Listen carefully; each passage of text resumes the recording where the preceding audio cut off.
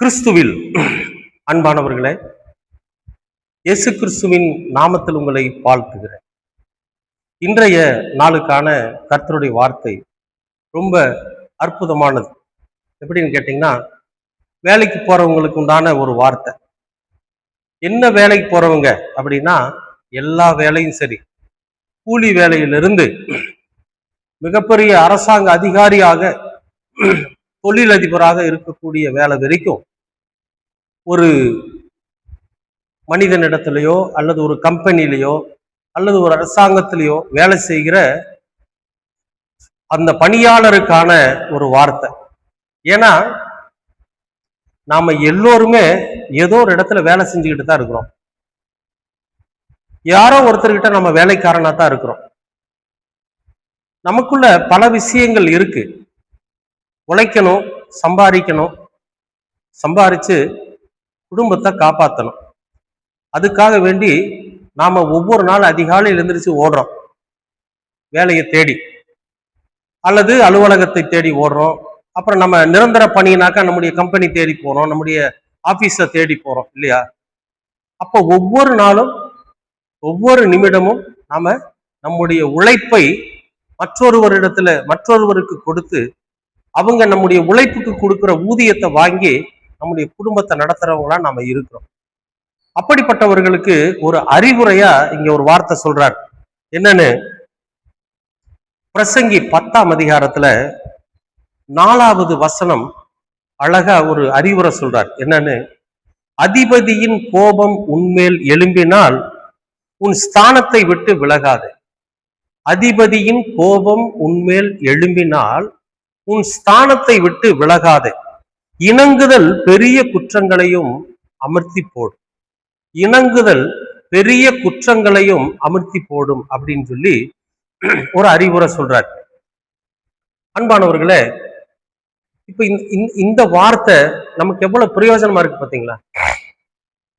நமக்கு எல்லாருக்குமே கோபம் வரும். நம்ம எல்லாருக்கும் கோபம் வரும். நம்ம எல்லாருமே ஈகோ பார்ப்போம். நீ என்ன சொல்றது, நான் என்ன கேட்கறது. அப்ப நம்ம எல்லாருக்குமே கோபம் வரும். திடீர்னு நிறைய பேர் என்ன பண்றாங்க தெரியுங்களா? இன்னைக்கு செய்யக்கூடிய தவறு என்ன தெரியுமா? தன்னோட முதலாளியோ தன்னோட அதிகாரியோ நம்மள ஒரு வார்த்தை, ஒரு குற்றம் கண்டுபிடிச்சு திட்டான்னு வைங்களேன், உடனே ஓஹோ என்ன திட்டுறியா, நீ எனக்கு சும்மாவா எனக்கு சம்பளம் கொடுக்குற, நான் வேலை செய்யறேன் அதனால நீ எனக்கு சம்பளம் கொடுக்குற, நீ இல்லாட்டி எனக்கு வேற ஆளா இருக்கு போயா அப்படின்னு சொல்லிட்டு அந்த வேலையை வேண்டான்னு விட்டுட்டு என்ன பண்ணிடுவாங்க, போயிடுவாங்க. போய் வேற பக்கம் வேலை தேடி அலைவாங்க. வேலை தேடி அலைஞ்சு அங்க ஒரு கம்பெனியில போய் வேலைக்கு சேருவாங்க. அங்கேயும் ஒரு முதலாளி திட்டுறான், ஒரு சூப்பர்வைசர் திட்டுறான்னா உடனே அங்கிருந்து வேற பக்கம் போவாங்க. அரசு அதிகாரத்துல கூட ஒரு அரசு அதிகாரி நம்மளை திட்டானா உடனே டிரான்ஸ்பர் வாங்கிட்டு வேற பக்கம் போவாங்க.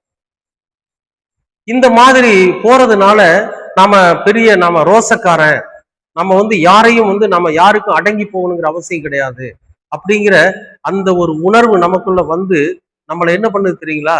ஒவ்வொரு நாளும் மூர்க்கம் அடையக்கூடிய காரியத்தை செய்யுது. ஆனா இங்க அழகா ஒரு வார்த்தை சொல்றாரு பாருங்க.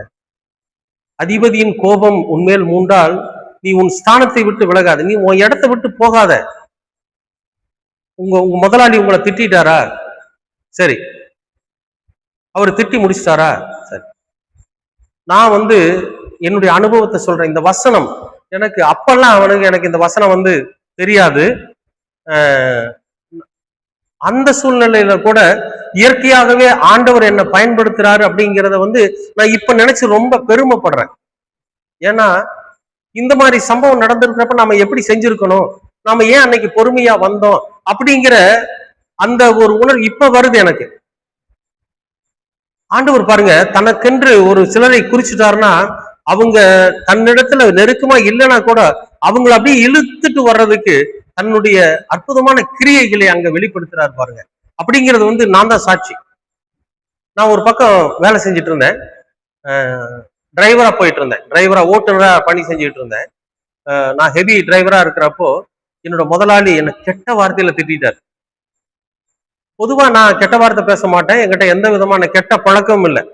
மதுபானமோ அல்லது புகைப்பிடிக்கிற பழக்கமோ எதுவும் இல்லை. ஆனா ஏதோ ஒரு தவறுக்காக என் முதலாளி என்னை திட்டார்.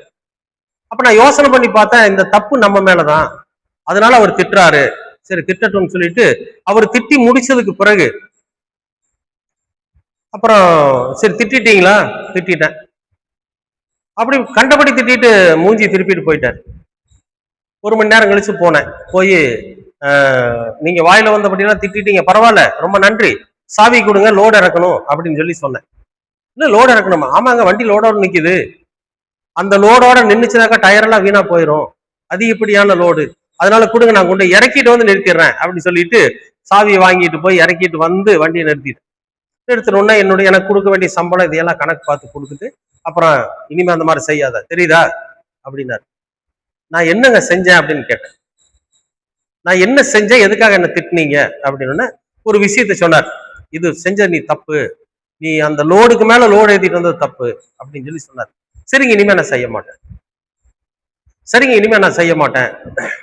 அப்ப அவர் சொன்னாரு, நீங்க ஒரு கிறிஸ்தவர் அப்படிங்கிறதுனாலதான் உங்களை முழுமையா நம்புனேன், மத்தவங்க பண்ற மாதிரி நீங்க பண்ணக்கூடாது அப்படி. இல்லைங்களே, நான் ஏத்திரித்த வந்து உங்களுக்கு கணக்குல எழுதி வச்சுட்டேன், இருந்தாலும் நான் செஞ்சது தப்புனாக்கா நீங்க அப்படி செய்ய மாட்டேங்க அப்படின்னு சொல்லிட்டு ஒரு இணக்கமா அவரு சொன்ன அந்த வார்த்தையை வந்து உடனே நான் எதிர்த்து பேசி அவர்கிட்ட சண்டை போடாம ஒரு இணக்கமா பேசினதுக்கு பிறகு அவர் என்ன பண்ணாருன்னு கேட்டீங்கன்னா, மறுபடியும் என்ன அங்க பணியில் அமர்த்தி செய்ய சொல்லிட்டாரு. அதுக்கப்புறம் நடந்தது என்னன்னு கேட்டீங்கன்னா, நான்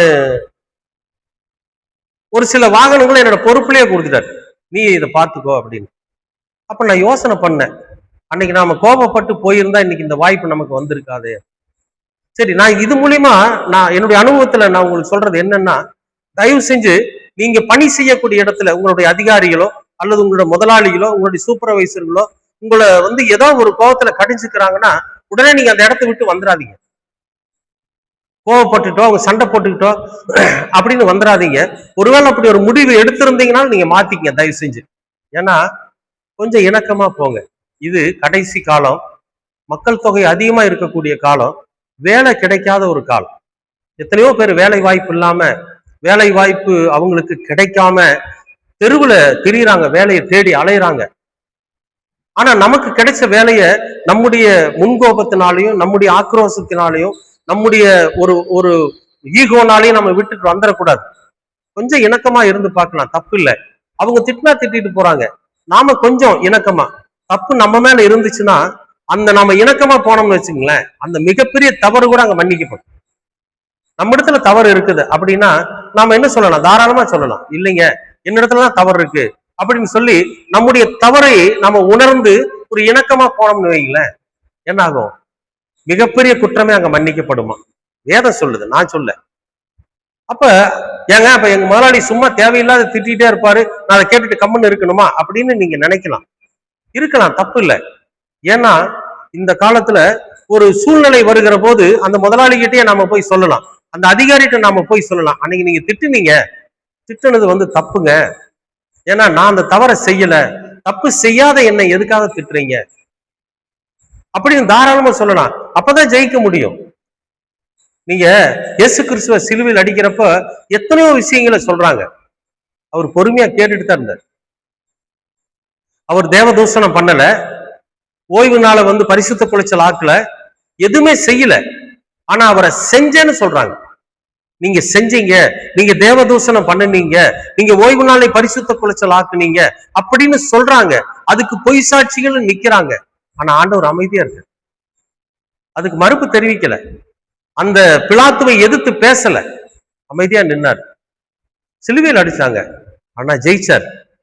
இன்றைக்கு உலகம் முழுவதும், உலகத்தில் இருக்கக்கூடிய கிட்டத்தட்ட 67% ஜனங்க அவரைத்தான் பின்பற்றுறாங்க. அந்த ஒரு நிலை எப்படி வந்துச்சு அப்படின்னா, தன்னுடைய அதிபதி, தன் மீது அதிகாரம் செலுத்தக்கூடியவன் நம்ம மீது கோபப்படுறான்னா நம்ம அந்த ஸ்தானத்தை விட்டு விலகிடக்கூடாது. அதனால தயவு செய்து நீங்கள் பணி செய்கிற இடத்திலோ அல்லது நீங்கள் கல்வி கற்கக்கூடிய இடத்திலோ உங்களுடைய அதிபதியோ உங்களுடைய முதலாளியோ உங்களுடைய அதிகாரிகளோ உங்களை திட்டுறாங்கன்னா தயவு செஞ்சு கோபப்பட்டு வந்துடாதீங்க, உங்க இடத்தை விட்டு வந்துடாதீங்க. பொறுமையா இருங்க, இணக்கமா இருங்க. மிகப்பெரிய குற்றம் நீங்க செஞ்சிருந்தீங்கன்னா கூட அது மன்னிக்கப்படும். அப்படி நான் எந்த தப்புமே பண்ணலைனாலும் உங்களுடைய அதிகாரி உங்களிடத்துல வந்து மன்னிப்பு கேட்பார். நிச்சயமா அது நடக்கும். கர்த்தர் செய்வார். விசுவாசிக்கிறீங்களா? அன்பின் பரலோக பிதாவே, நல்லதொரு இந்த நாளுக்காக நன்றி. இந்த நாளை ஆசீர்வதித்து கொடுத்ததற்காகவும் நன்றி.